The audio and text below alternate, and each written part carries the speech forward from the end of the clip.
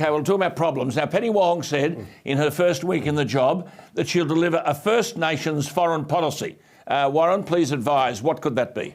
I wouldn't have a clue. Well, I'll tell you what she said. I don't know what that is. No, well, she said except if they do have an ambassador, I could, make myself available to lounge around the world. She said she'd weave the voices and practices of the world's oldest continuing culture into the way we talk to the world and in the work of the Department of Foreign Affairs and Trade. I haven't met any Indigenous leader who knows what that means.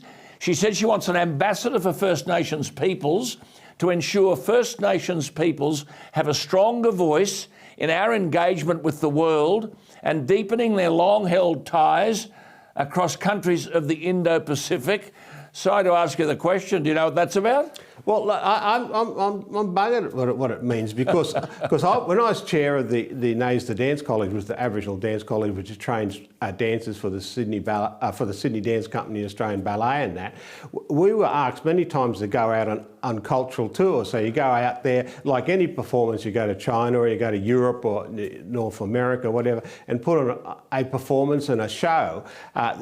Look, I don't have a problem with them. They're good ideas. We get the Australian choir to go out and do things, the children's choir and all that. They're brilliant things that show the good culture and lifestyle of Australia. But and if you've got Aboriginal business people who are going to go on business tours and that and look at contracts overseas, I have no problem with those type of things. But what she's talking about, I don't have a clue what that is. Well, okay. What about an Indigenous voice in the Constitution?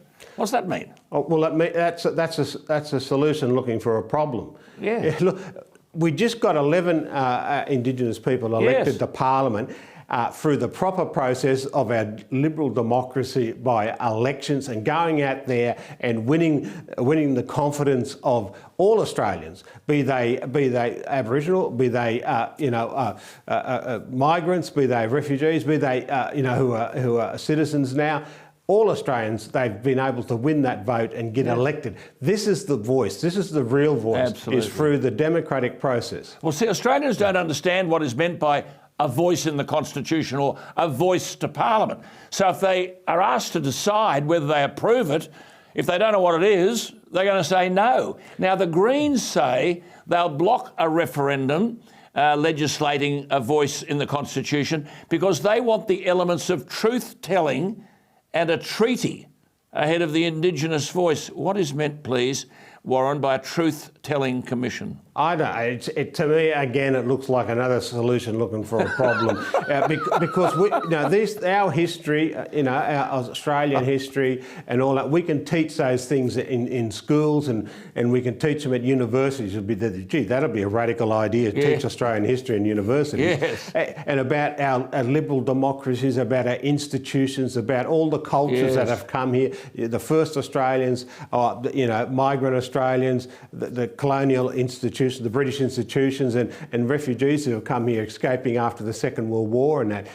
They have contributed to this country and made this country what it is today.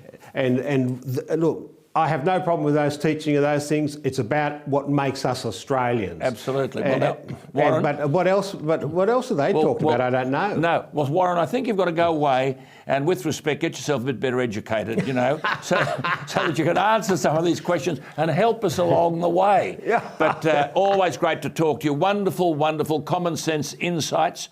We've got to keep out of that cashless card. There's got to be something to replace that achieves the end results that your cashless debit card did achieve. So let's talk again. Yep. Let's talk more often. Thank you for your contribution. Always great to talk to you. And I apologise for being so uneducated. Yeah, that's right. Thank you. That's right. There he is, a leading Indigenous Australian figure, Mr. Warren Mundine.